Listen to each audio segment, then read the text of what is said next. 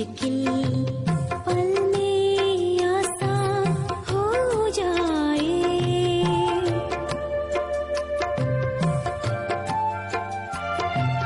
ये पल है ऐसा जो एक पल में लाखों के भाग्य जगा जाए।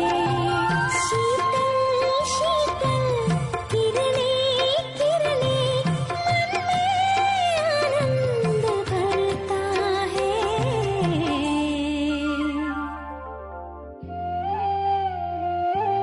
पवित्रता का जीवन। ओम शांति। किसी गांव में हमेशा ही एक खतरा रहता था कि गांव के बाहर जो जंगल है, एक बाघ आ जाया करता था और जो गांव के युवक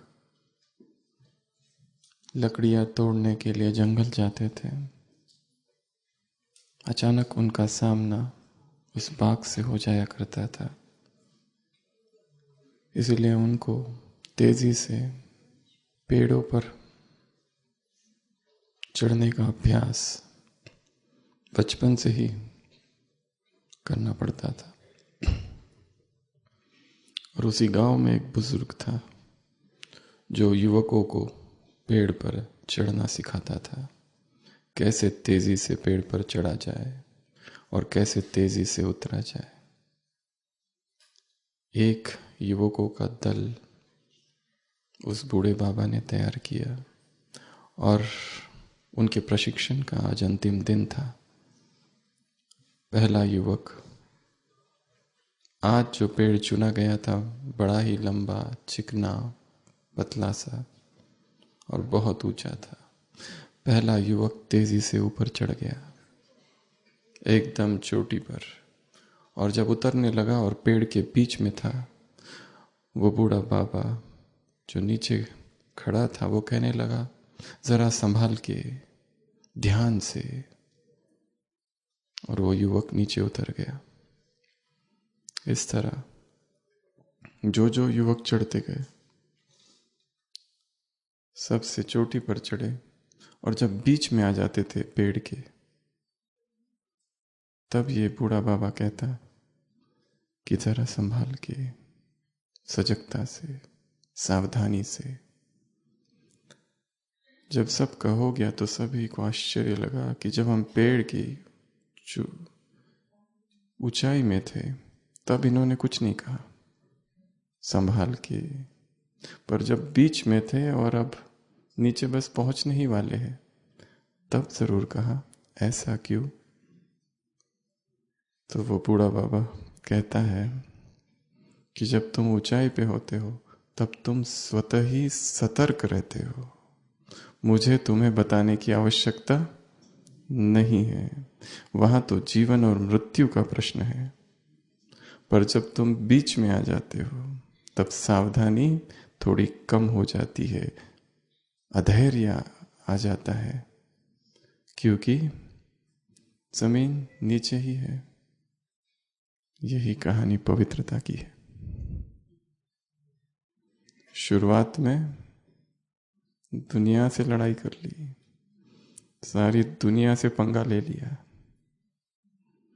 हाथ में तलवार थी, कोई नहीं आएगा,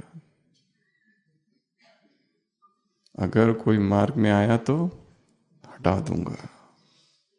और पवित्रता के इस मार्ग में, ब्रह्मचर्य के इस मार्ग में, ब्रह्मचर्य के इस मार्ग में, पावनता की इस यात्रा में जैसे जैसे आगे बढ़ते गए और बीच में आ गए, वहां सावधानी थोड़ी कम हो गई। जहां मंजिल बहुत नजदीक दिखाई देने लगती है तब सावधानी कम हो जाती है और दुर्घटना वहीं घटित होती है। अंग्रेजी में एक किताब है, द पिलग्रिम्स प्रोग्रेस, जॉन बनियान। 17वीं शताब्दी में यूरोप में यह किताब आई थी। इतनी प्रसिद्ध हुई थी कि बाइबल के बाद इसी किताब का नाम था। उस किताब में लेखक ने एक यात्रा का वर्णन किया है, एक यात्री की यात्रा का, जो नरक से स्वर्ग की ओर जा रहा है। उसे क्या क्या मिल रहा है, ऐसी 20 बातों का उसे सामना करना पड़ता है। अलग अलग समय अलग अलग चीजें उसके सामने आती है। और लेखक ने एक बड़ी सुंदर बात उसमें लिखी है कि स्वर्ग का फाटक एकदम सामने है, स्वर्ग का गेट एकदम सामने है, बस स्वर्ग में प्रवेश ही करना है। वहां एक छोटी सी पगडंडी है जो आकर्षित करती है, और वो छोटी सी पगडंडी ही नरक की ओर वापस ले जाती है। अब पहुंच ही गए थे बस, परंतु फिर से नरक की यात्रा चालू। ऐसा ये पवित्रता का मार्ग है। तो आज की मुरली किस विषय पर है? संपूर्ण पवित्रता। कितनी बार पढ़ी है सबने? पढ़ी नहीं, हमने सुनी है बस, और डायरी में ढेर सारी पॉइंट्स नोट कर लिए, जिसको खोलने का हमारे पास समय नहीं है।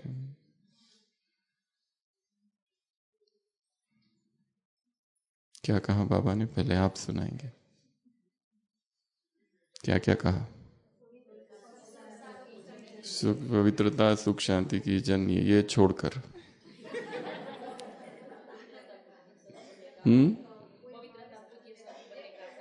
पूज्य स्वरूप बनने का आधार है। और क्या है? पवित्रता। दुख अशांति हो नहीं सकती। अगर दुख अशांति की अनुभूति हो रही है तो संपूर्ण पवित्रता की कमी है। और 21 जन्म का फाउंडेशन है। और याद करो क्या था? पवित्रता का प्रोग्राम बनाओ। क्या क्या करो? क्या करो पवित्रता का? पवित्रता नहीं तो ब्राह्मण जीवन नहीं। और रूहानी क्षमा, रूहानी परवाने, रूहानी महफिल, रूहानी आकर्षण, उमंग, उत्साह, पंख। और क्या था? और क्या था? पवित्रता योग को बहुत ही पावरफुल बना देती है, ये चिंतन है। और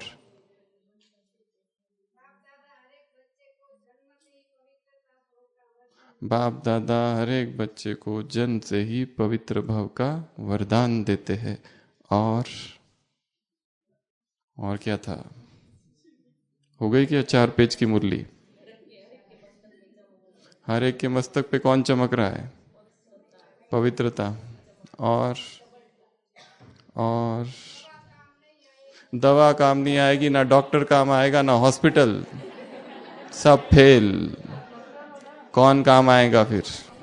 हम। और क्या बोला? कोई दवा काम नहीं आएगी।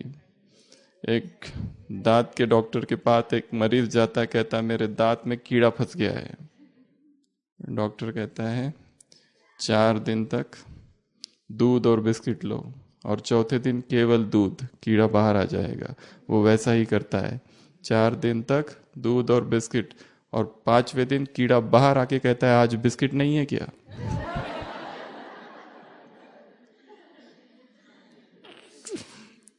तो कुछ और इलाज ढूंढना पड़ेगा।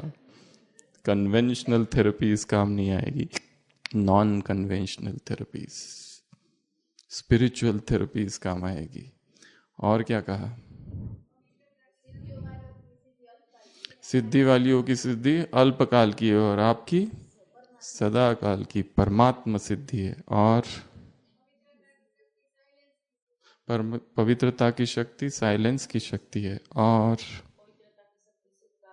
सुख का आधार है, शांति का आधार है। और माया के विघ्नों के लिए छत्र छाया है। और वाह रे मेरा भाग्य, वाह रे भाग्य विधाता, वाह रे मैं। और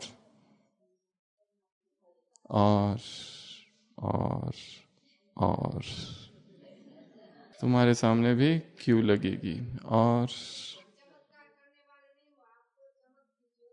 आप कौन हो? चमकती ज्योति हो।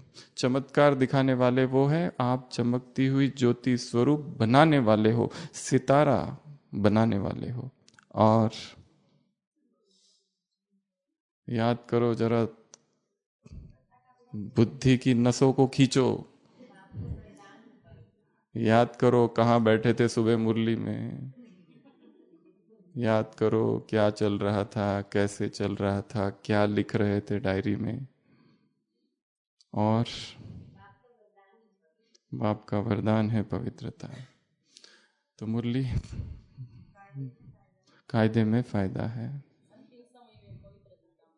अंतिम समय में पवित्रता काम आएगी। और संकल्प वृत्ति वाणी। हाँ, योद्धा। तुम कौन हो? रूहानी योद्धे। कब तक युद्ध करते रहेंगे? 5,000 साल के हिसाब से तो कुछ भी नहीं है, बेहद।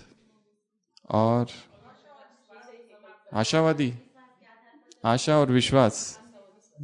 और विजयी रतन। और क्या करना है? किसको मारना है? विकारों को। तो पूरी मुरली पवित्रता पर है। पवित्रता को कैसे बढ़ाए, आज हम इसकी चर्चा करेंगे। इसी मुरली से लगभग 14 बातें देखेंगे। क्या किया जाए जिससे पवित्रता बढ़ जाए, क्या किया जाए जिससे प्यूरिटी पावर बन जाए, क्या किया जाए जिसमें पवित्रता की ऊर्जा का अनुभव हो, क्या किया जाए जहां पर जो शक्ति नीचे बह रही है ऊर्ध्वरेता योगी बना दे, शक्ति बना दे, पावर बन जाए, अनुभव हो। सबसे पहली बात रूहानी आकर्षण। क्या उत्पन्न करना है आत्मा में? रूहानी आकर्षण उत्पन्न करना है, क्योंकि जहां रूहानी आकर्षण होगा वहां पर माया कैसे अनुभव होगी? तुच्छ, असार। ये सारा संसार, ये सारे संसार के भोग, ये इंद्रिय सुख, इंद्रियों का आकर्षण ही क्या लिखा है स्लोगन में? क्या लिखा है? ओम शांति भवन में स्लोगन है एक जगह, क्या लिखा है? ज्ञान सरोवर में भी लगा हुआ है, सर्व दुखों का कारण है। परंतु जब चेतना में रूहानी आकर्षण उत्पन्न हो जाता है तब देह की तरफ उसकी दृष्टि नहीं जाती, ना देह की कोई बातें उसे आकर्षित कर पाती है। तो पवित्रता को यदि बढ़ाना है, प्यूरिटी का अगर पावर के रूप में रूपांतरण करना है, तो क्या करना पड़ेगा? आत्मा में रूहानी आकर्षण। क्या कहा बाबा ने? ये रूहानी महफिल है, रूहानी क्षमा है, तुम रूहानी परवाने हो, उड़कर आए हो, उमंग उत्साह के पंख है और रूहानी आकर्षण है। जन जन तुम्हें हर्षित बनाएगा और दुख अशांति से किनारा करा देगा। तो क्या करना है? स्पिरिचुअल अट्रैक्शन क्रिएट करना है आत्मा में। और पवित्रता मेरा स्वभाव है, मेरी वस्तु है। जैसे दिखाया है एक कहानी में, 2 कबीले हैं और दोनों का हमेशा से युद्ध है। एक पहाड़ के उस ओर है जो बहुत शक्तिशाली लोग हैं और नीचे गांव के आदिवासी लोग हैं, पर दोनों में बहुत शत्रुता है। ऊपर वाले लोग हमेशा नीचे आ जाते हैं, तहस नहस करके भाग जाते हैं और नीचे वाले कभी ऊपर पहुंच ही नहीं पाते। एक बार ऐसा हुआ कि ऊपर के सारे वो लोग नीचे आए, उत्पात किया और एक छोटे से बच्चे को किडनैप करके ले चले गए, पकड़ कर ले चले गए। अब तो बहुत हो गया ये। नीचे वाले लोगों ने बहुत कोशिशें की, पर पहाड़ को चढ़ कैसे सकते थे? उन्हें, उनके पास कोई ट्रेनिंग नहीं थी। पहाड़ बहुत ऊंचा था। कई कोशिशें की, इधर से उधर से अलग अलग टोलियां बनाई, परंतु पहाड़ पर चढ़ ही नहीं पाए। और ऐसी कोशिशें करते करते कई दिन बीत गए और एक दिन देखा पहाड़ से एक स्त्री उतर रही है, उसके हाथ में एक बच्चा है, वही बच्चा जो वो लोग लेके गए थे, और वो उसकी माँ थी, और वो बच्चे को लेके आ रही थी। वो लोग आश्चर्य से उसको पूछते हो, तुमने उस बच्चे को कैसे लाया? हम तो चढ़ ही नहीं पाए, तुम कैसे चढ़ गई? वो कहती है, तुम्हारा बच्चा थोड़ी ना है, मेरा बच्चा है। It's not your baby, my baby. तो माँ के लिए सहज है सब कुछ, क्योंकि बच्चा किसका है? उसका है। तुम पवित्र आत्माएं जननी हो। पवित्रता हमारी वस्तु है, जायदाद। कुछ भी कर जाएगी मां, पर बच्चे को ले आएगी। कैसे भी चढ़ गई वो और लेके आ गई वहां से, जो कोई ना कर पाया वो मां ने कर दिया। उसी तरह प्यूरिटी भी हमारी वस्तु है। आत्मा का मूल स्वरूप ही पवित्रता है, उसे कहीं से लाना नहीं है। ऊपर से धूल जमी है, बस धूल को हटा दो, पवित्रता तो है ही है। तो सबसे पहली चीज, पवित्रता में स्थित होने के लिए क्या चाहिए? रूहानी आकर्षण, उस परमात्मा के प्रति आकर्षण। बाबा ने कहा, संसार, माया, तुच्छ और असार अनुभव, तो अपने आप आकर्षण होगा। आकर्षण होगा तो अपने आप तुच्छ अनुभव होगा, कुछ करना नहीं पड़ेगा, सहज। अभी अभी पवित्रता पर मुरली चली थी। तुम्हारी पवित्रता कैसी होनी चाहिए? विधिपूर्वक। तुम्हारी पवित्रता कैसी होनी चाहिए? सहज, स्वाभाविक, स्वतः, यथार्थ, अखंड। अभी 2-3 संडे पहले चली थी ना एक मुरली। वृत्ति, वाणी, वाइब्रेशंस, सब में पवित्रता। तो सबसे पहली विधि रूहानी आकर्षण उत्पन्न करना है। दूसरा, पवित्र प्रेम। क्या देखा मस्तक पर? पवित्र प्रेम, पवित्र संबंध। और तीसरी बात, दृष्टि वृत्ति में पवित्रता। तो दूसरी, पवित्र प्रेम। हमारे जो भी प्रेम है उसको पवित्र करते जाना है। सबसे पहला तो परमात्मा से जो प्यार है वो शुद्ध हो, मिक्सचर ना हो उसमें मनुष्यों के प्यार का, केवल उसी से प्यार, अथाह प्यार। जब बीमार पड़ते हैं तो केवल उसकी पहले याद आए। वो परीक्षा होगी कि संसार से प्यार ज्यादा है या भगवान से। पवित्र प्रेम। तीसरा, पवित्र संबंध। एक तो भगवान से संबंध और दूसरा आपसी जो संबंध है। यदि हमारे संबंध भगवान के सामने रखे जाए तो क्या बाबा इस संबंध को स्वीकार करेगा? ये प्रश्न अपने आप से पूछना है। मेरा किसी भी आत्मा से जो भी संबंध है, पति, पत्नी, बच्चे, मित्र, कोई साथी, कोई भी, अगर उस संबंध को भगवान के दरबार में रखा जाए तो क्या वो उसे स्वीकार करेगा? अगर उस संबंध में मोह है, अगर उस संबंध में विकार है, अगर उस संबंध में व्यर्थ चल रहा है, तो खुदा के दरबार में वो तस्लीम नहीं होगा। ये बहुत अच्छा अभ्यास है। अपने सारे संबंधों को देखना है। मेरे जितने संबंध है, एक एक संबंध को बाबा के सामने रखो। अगर उस संबंध में लौकिकता है, उसे स्वीकार नहीं है। अगर उस संबंध में मोह की रगे है, उसे स्वीकार नहीं है। अगर उस संबंध में क्रोध है, घृणा है, ईर्ष्या है, द्वेष है, बदले की भावना है, अस्वीकार हो जाएगा वो संबंध। पवित्र संबंध। उसे कैसे संबंध पसंद है? पवित्र। जैसे दादियों के आपस में कैसे संबंध है? क्या उसमें मोह है? क्या उसमें विकार है? क्या उसमें व्यर्थ है?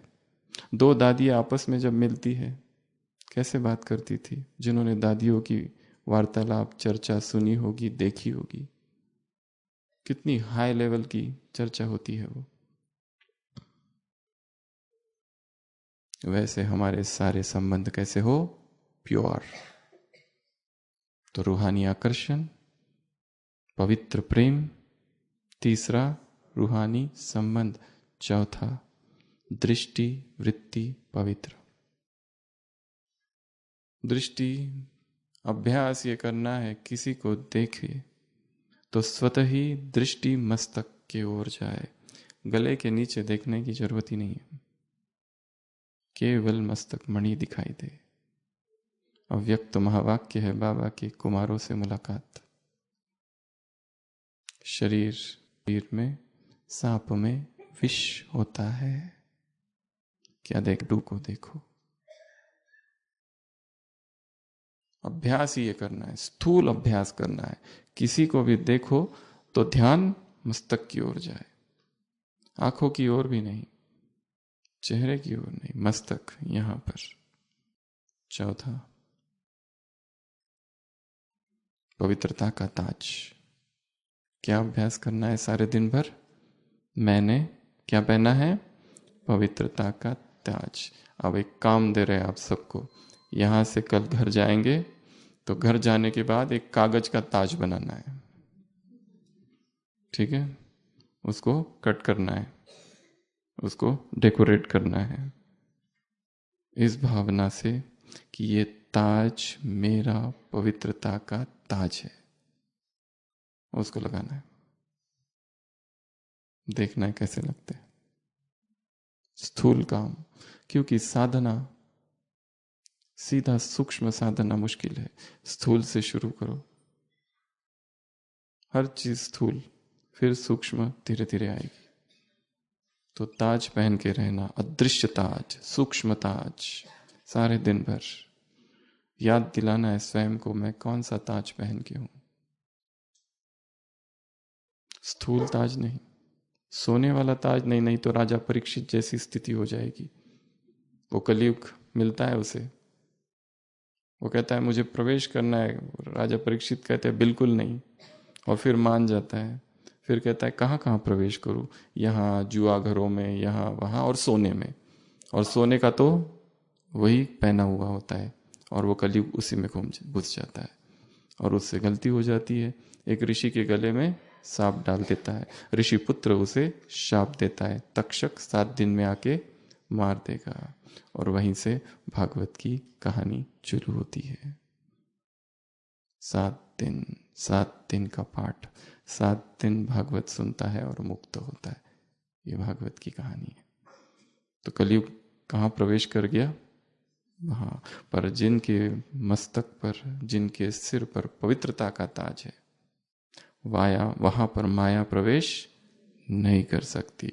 तो स्थूल चलते फिरते उठते बैठते क्या सोचना है? मैंने क्या पहना है? पवित्रता का ताज। एक बार हाथ लगा के देखो ठीक से है या नहीं है ना? ढीला तो नहीं है? टाइट कर लेना पीछे से, श्रीमत की पट्टी से, लगाम से, धागे से। तो 5वीं विधि प्यूरिटी का ताज। 6वीं वरदान, क्या लेना है बाबा से? पवित्र भव। मुरली में क्या आया? पवित्र भव का वरदान बाप ने तुम्हें दिया है। ये वरदान ही जीवन है। अमृत वेला अनुभव करना है कि बाबा ने, भगवान स्वयं अपने वरदानी हस्त मेरे सिर पर रख रहा है। वो जो पवित्रता का सागर है, उसका हाथ सिर पर है। कैसी पवित्रता का अनुभव होगा? अनुभव अभी अभी अनुभव करेंगे 1 मिनट में, आंखें बंद, और अनुभव करेंगे कि बाबा ने अपना वरदानी हस्त सिर पर रख दिया। पवित्र भाव, अंग अंग में पवित्रता प्रवेश कर रही है। सारा शरीर पवित्रता से ओतप्रोत। ओम शांति। अगला, दुख दर्द पर पवित्रता का प्रयोग। पवित्रता बढ़ाने की विधि क्या बताई आज? दुख और दर्द पर पवित्रता का प्रयोग। पवित्रता में बहुत ज्यादा हीलिंग पावर है, हीलिंग एनर्जी है, उपचारक शक्ति है। इसका बड़ा विस्तार किया है बाबा ने। पवित्रता सुख शांति की जननी है। अगर दुख का अनुभव हो रहा है तो संपूर्ण पवित्रता में कमी है। अशांति का अनुभव हो रहा है तो पवित्रता में कमी है। ऐसा समय आएगा कि डॉक्टर्स, हॉस्पिटल, दवाइयाँ कुछ नहीं काम करेगी। आत्माएं तुम्हारे पास आएगी। आत्माएं अल्पकाल की रिद्धि सिद्धि वाली आत्माओं के पास जाएगी, पर तुम्हारी है परमात्म रिद्धि सिद्धि। उनकी है अल्पकाल की स्वार्थ वाली अभिमान जिसमें आ सकता है। और उन आत्माएं 3 कारण बताए, अभी अभी आई है, ड्रामा प्रमाण और सतो प्रधान, इसलिए उनमें पावर है। पर प्यूरिटी जैसी पावर उनमें नहीं है। तुम्हारी पवित्रता भी श्रीमत अनुसार है, परमात्म विधि से पवित्रता है, इसलिए संपूर्ण पवित्रता है। तुम्हारे पास आएंगे, मांगेंगे तुमसे, हे दयालु, हे कृपालु, रहम करो, दुख को, दर्द को ठीक करो। तो इसमें 2-3 काम करने हैं। सबसे पहले तो अपने शरीर पर प्रयोग करना है। अपने शरीर में फर्स्ट स्टेप पवित्रता को भरना। रोज सुबह ये काम करना है। सिर के सिरे से पांव तक क्या करना है? प्यूरिटी को शरीर में भरना है। 1 भी इंच शरीर का छूटने ना पाए। अगर छोड़ दिया तो वहीं दर्द होगा।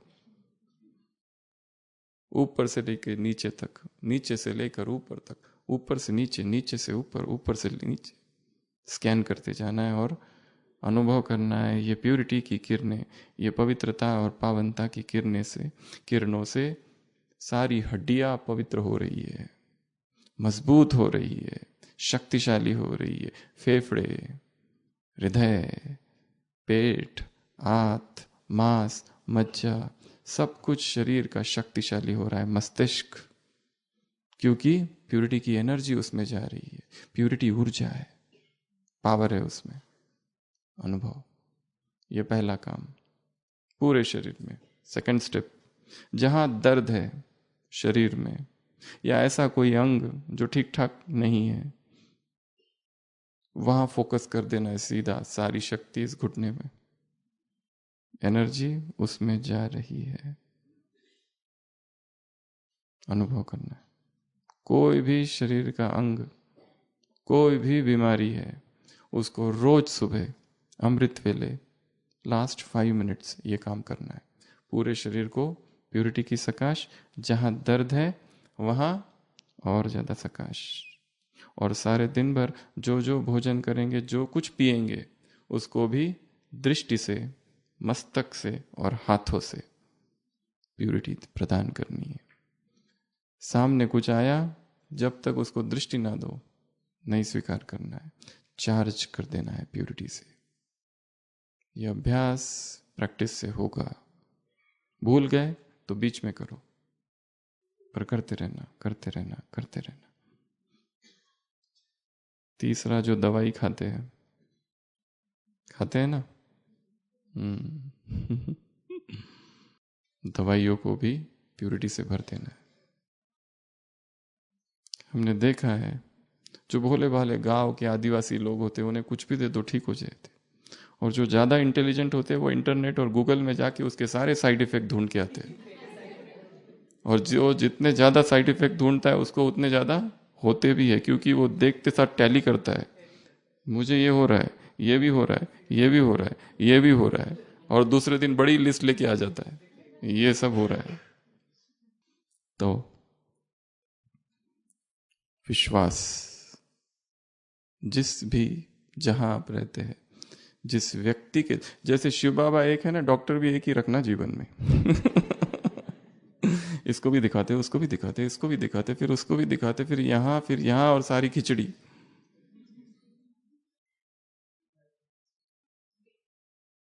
विश्वास का नियम काम करता है। दादी जानकी कहती थी हमको, हम जब देखने जाते थे डॉक्टर आपको जो देना है दे दो, मेरे पास इतनी दुआ है, मैं वैसे ही ठीक हो जाऊंगी। तो जो लिखना है लिखो, दुआएं ही दवा का काम करती है। और देखा गया है जिन्होंने बहुत सेवाएं की है, बहुत पुण्य कमाए, असंख्य आत्माओं को सुख दिया है, अगर उनको कोई बीमारी हो भी जाती है तो बहुत आराम से बाहर निकल के आ जाते हैं। नहीं तो वही बीमारी किसी और को होती है, तड़पते रहते हैं, दोष देते रहते हैं, शिकायत कंप्लेंट बॉक्स बन जाती है आत्मा, हर चीज में दोष निकालती है बीमारी के समय। ज्ञान योग सब खत्म।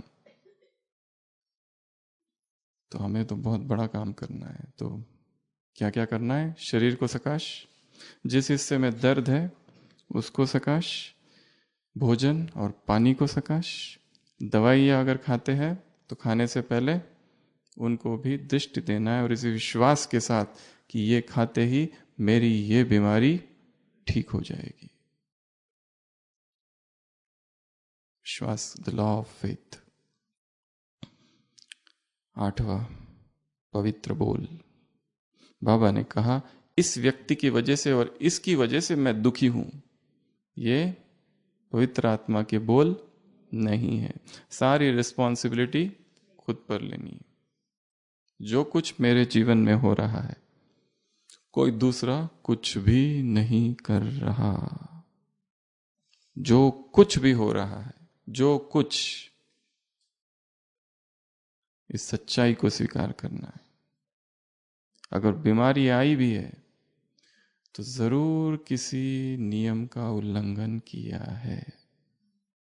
जब जब प्रकृति के नियम तोड़ेंगे बीमारी आएगी, चाहे फिर वो योगी 1 दिन का हो, 50 साल का हो, 60 साल का हो, चाहे ब्रह्मचारी हो या अब्रह्मचारी हो, चाहे विकारी हो या पवित्र आत्मा हो, कोई भी, ये शरीर सबके कलयुगी है।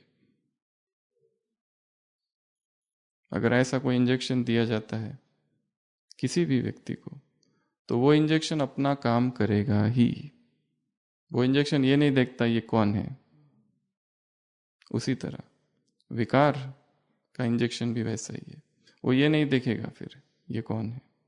उसी तरह प्रकृति के नियमों का उल्लंघन भी ये नहीं देखेगी प्रकृति ये तो बहुत बड़ा योगी है, सबको होगा। इसलिए प्रकृति को समझना है, प्रकृति के नियमों को समझना है। बीमारी क्यों आती है, कहां से आती है, उसको समझना है। और जितना जितना जीवन प्रकृति की ओर जाएगा अपने आप बीमारियां कम कम होती जाएगी। 8 बातें हो गई। सबसे पहला रूहानी आकर्षण, दूसरा पवित्र स्नेह, तीसरा पवित्र संबंध, चौथा दृष्टि वृत्ति पवित्र, पांचवा पवित्रता का ताज। यहां से जाने के बाद ये काम करना है घर पर ताज बनाने का।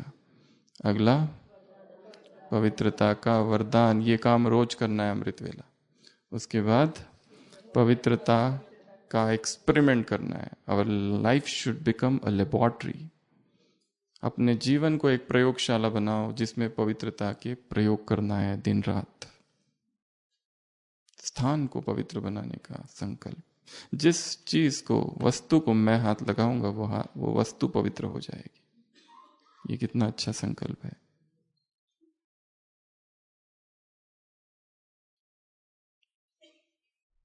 आठवां पवित्र बोल। तुम्हारे बोल में अव्यक्त महावाक्य इन्वर्टेड कॉमा प्यूरिटी के वाइब्रेशंस हो। जब तुम बोलो तो आत्माओं को बाप की याद आ जाए। जब तुम बोलो तो आत्माएं अपने पवित्र स्वरूप में स्थित हो जाए। प्रकंपन हो प्यूरिटी के बोल में। और बोल वही निकलते हैं जो मन में संकल्प होते हैं। तो ये 8, यहां मुरली पूरी हुई। 9वीं बात, कायदे में फायदा। बाबा ने कहा बांध तोड़ कर आ गए हैं। जो निर्बंधन है उसको भी बंधन में ला लिया, शरीर, समय और स्नेह के, वो भी आ गया। परंतु जितने जितने मर्यादाओं पर चलेंगे प्यूरिटी सहज होगी। रोज मर्यादा टूट रही है, कोई ना कोई छोटी छोटी भोजन की, किसी को सुख दे रहे मर्यादा तोड़कर, ये सोचकर कि वो नाराज ना हो जाए।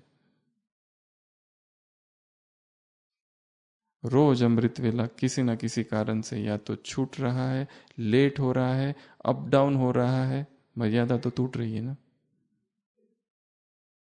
तो प्यूरिटी मुश्किल होगी। अगर प्यूरिटी को सशक्त बनाना है, पुष्ट करना है, तो मर्यादाओं में स्थित रहना है, लकीर के अंदर अपने जीवन को ही ऐसा ढाल देना है। क्यों ये भाग तोड़, क्यों ऐसी दिनचर्या बना रखी है कि जिसमें इतना लेट सोना है? किस लिए कर रहे हैं सेवा? सेवा ऐसी ना हो कि जिसमें पवित्रता ही नष्ट हो रही है। सेवा हमारा फोर्थ सब्जेक्ट है, ये भूलना नहीं है, फर्स्ट सब्जेक्ट नहीं है। सेवा इज द फोर्थ सब्जेक्ट। सेवाओं के जंगल में पवित्रता खो ना जाए, सेवाओं के जंगल में साधना खो ना जाए। हम साधक है, तपस्वी है। इस ब्राह्मण जीवन का लक्ष्य साधना करना है, व्रत है हमारा पवित्रता का। तो मर्यादा है, मर्यादाओं की एक लिस्ट है, सेंटरों पर होगी। हमें लगता है हर महीने एक बार सब ने उन सारी मर्यादाओं को रिवाइज करना चाहिए। सेंटर निवासी, सेंटर पर आने वाले भाई बहनों के लिए यज्ञ की तरफ से जो मर्यादा है, सारी लंबी लिस्ट है। एक ब्राह्मण कुलभूषण आत्माओं के लिए मर्यादा है, क्या क्या है, क्योंकि भूल जाता है, बार बार रिवाइज होनी चाहिए। तो मर्यादा है, कायदे में फायदा। उसके बाद में 10वीं बात, संस्कार, मिलन की रास, कुमारियों से मुलाकात। रोती तो नहीं हो? कौन कौन रोता है, जरा हाथ खड़ा करेंगे मन का। डर लगता है इतने सारे लोगों के सामने। द मैन नेवर क्राइज, अंग्रेजी में कहावत है, the man never cries. The man अर्थात स्त्री पुरुष नहीं, कमजोरी के लक्षण है। प्रभु प्रेम में आंसू बहा सकते हैं, किसी देहधारी के प्रेम में नहीं। इश्क का रोग था गालिब, मां की चप्पल से ही ठीक हुआ। ऐसी कोई शायरी है। तो वो वाला प्रेम नहीं, देहधारी वाला प्रेम नहीं, उसमें आंसू नहीं बहाना है। आंसू बहाने ही है तो प्रभु प्रेम में आंसू बहाओ, उसमें बहुत खुशी है, उसमें बहुत आनंद है। आंसू आ जाए उसके उपकारों को याद करते करते, झरझर बहने लगे। तुमने क्या कर दिया, तुमने ये भी कर दिया, वो भी कर दिया, ऐसा भी कर दिया, वैसा भी कर दिया। तो रोज अमृत वेला वरदान लेना है और उपकारों को याद करना है। उपकार तुम्हारा बाबा किन शब्दों में मैं गाऊं, इस दिल ने जो पाया है वो कैसे मैं बतलाऊं। तो यहां पर क्या कहा बाबा ने, संस्कार, मिलन की रास। हम ऐसे समाज में, ऐसे सभ्यता में, इस ब्राह्मण परिवार में रहते हैं जहां वन वन की काठी है, एक का स्वभाव ना मिले दूसरे से, और टकराव होता है। और जब टकराव होता है तो पवित्रता खत्म हो जाती है। किसी से झगड़ा हो गया शाम को, दूसरे दिन योग लगता है क्या? बाबा दिखता है या वो दिखता है सामने? इसलिए सबसे पहला काम झगड़ा नहीं करना है किसी से। बस झगड़ा किया तो स्थिति खत्म। अहंकार के युद्ध में जो हारता है वो जीतता है। In the battle of ego the winner is loser. जो जीत रहा है उसमें वो हारता है वास्तव में। इसलिए हार मान लो अहंकार के युद्ध में। तुम बड़े हो, बहुत अच्छा, तुम ही जीते, हम हार गए।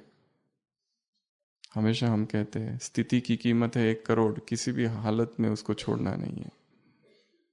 दूसरा है संबंध, उसकी कीमत है 1 लाख। तीसरी है सेवा, 1000।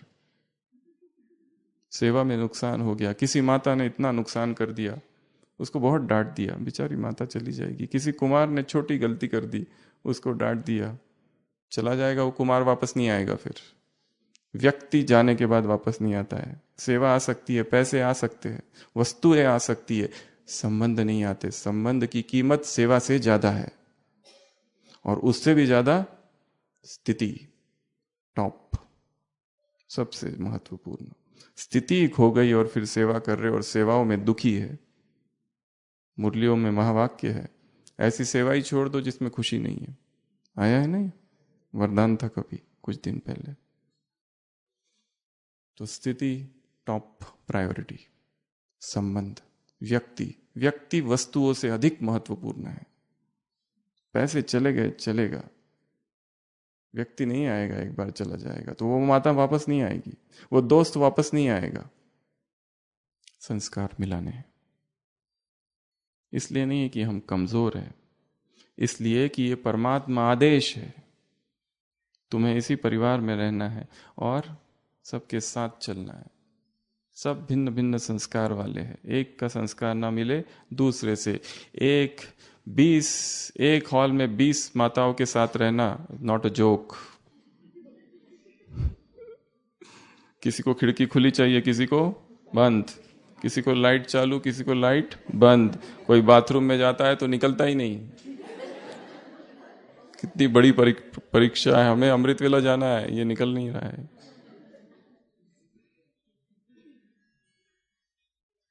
कोई बात ही करते रहता है मोबाइल पर, कोई खर्राटे।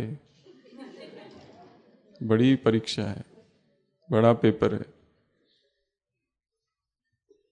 इसमें पास होके दिखाना है, ठीक है ना। इसमें पास हो गए मतलब पास। संस्कार मिलन की रास, ये रास करनी है। भांगड़ा, गरबा, डांस, जो कहो। उसके बाद अगला पॉइंट, भाग्य। पार्टियों से मुलाकात में क्या कहा? भाग्य को याद करो, वाह रे मेरा भाग्य। निरंतर याद करते रहना। भाग्य, प्राप्ति, खजाने, 3 बातें हैं। Fortune, attainment, treasure. इंग्लिश में कहते हैं द मोमेंट यू बिकम ब्राह्मण यू बिकम फैट। फैट मतलब फॉर्च्यून, अटेनमेंट्स, ट्रेजर्स। भाग्य, प्राप्ति और खजाने याद करते रहना है। मुझे क्या क्या मिला है,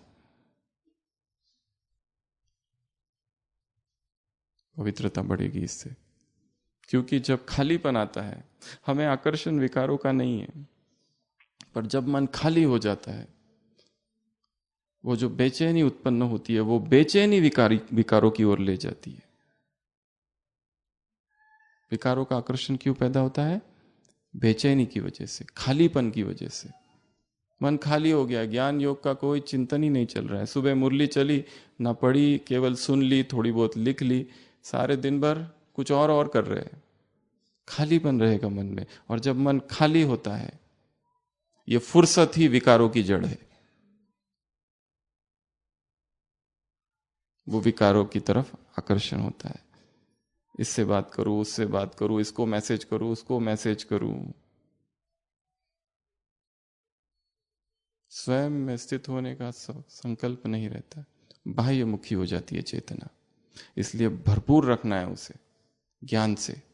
ये स्थूल काम है, कर सकते हैं। पढ़ना है, जैसे छोटा बच्चा कैसे याद कर लेता है पोएम को, ट्विंकल ट्विंकल लिटिल स्टार, मछली जल की रानी है, जीवन उसका पानी है, कैसे याद कर लेते, पूरी पूरी पोएम याद कर लेते। वैसे मुरली की मुरली याद कर लेना। याद करना अर्थात हम कोई स्थूल काम नहीं कर रहे, कितनी बार पढ़ना पड़ता है उसको, और कितनी बार पढ़ना मतलब कितना टाइम देना पड़ता है। और मुरली को अगर टाइम देना है तो सारी दिनचर्या सेट करनी पड़ेगी। जो टाइम गप्पों में, इधर उधर बातें करने में, फोन में, ऑनलाइन में जा रहा है, वो सारा मुरली में लगाना पड़ेगा, तो ये काम होगा, नहीं तो नहीं। भाग्य। उसके बाद में नेक्स्ट पॉइंट, संकल्प समय, सेकंड भी वेस्ट ना हो। अब नहीं तो कब नहीं। कितना टाइम हमारा वेस्ट होता है।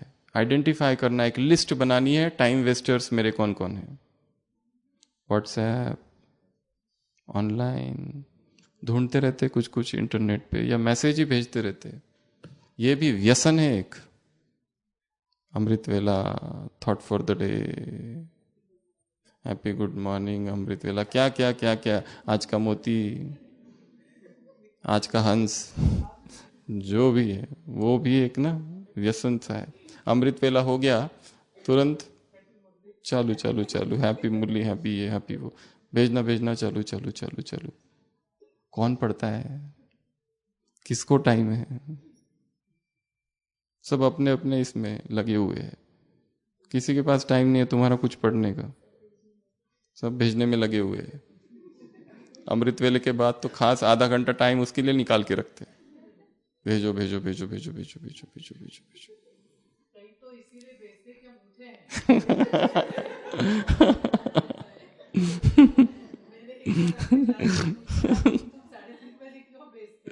मैं उठा हूं, इसका प्रमाण।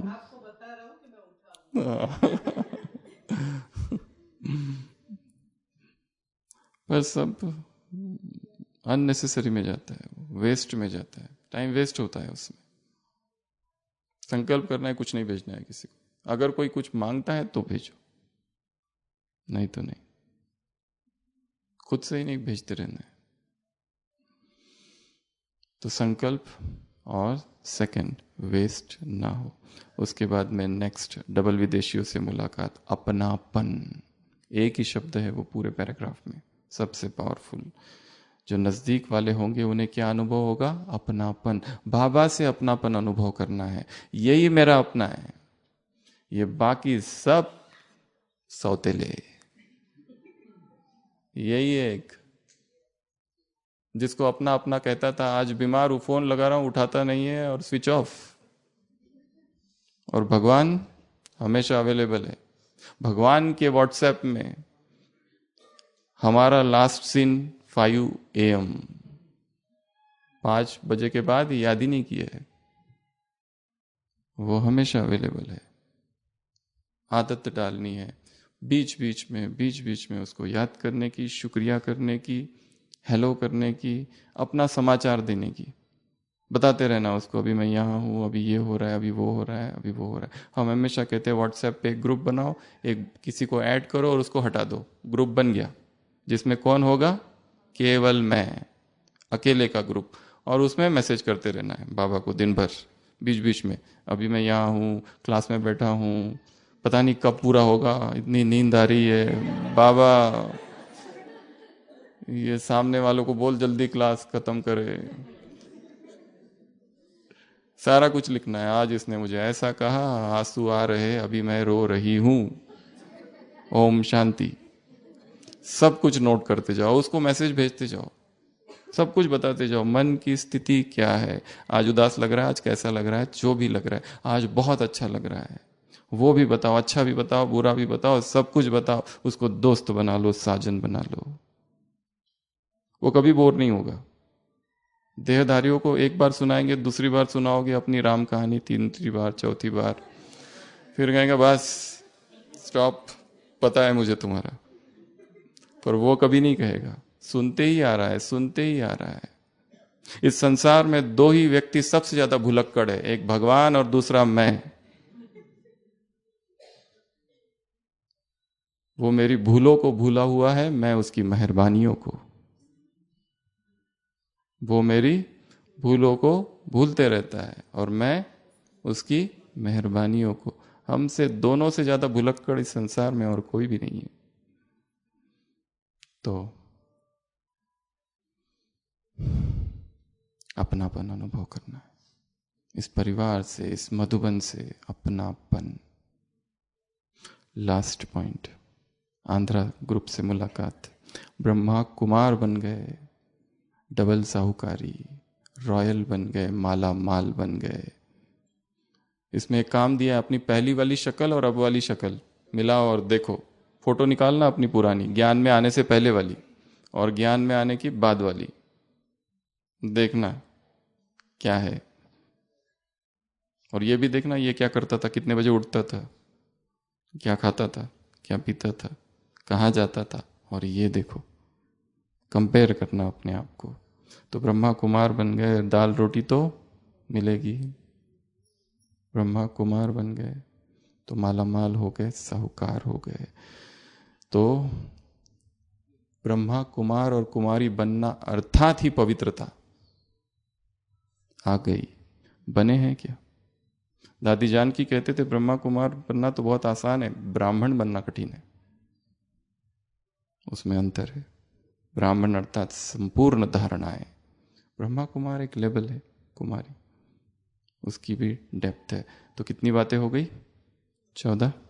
सबसे पहला रूहानी आकर्षण, दूसरा पवित्र प्रेम, पवित्र संबंध, पवित्र दृष्टिवृत्ति, ताज, वरदान,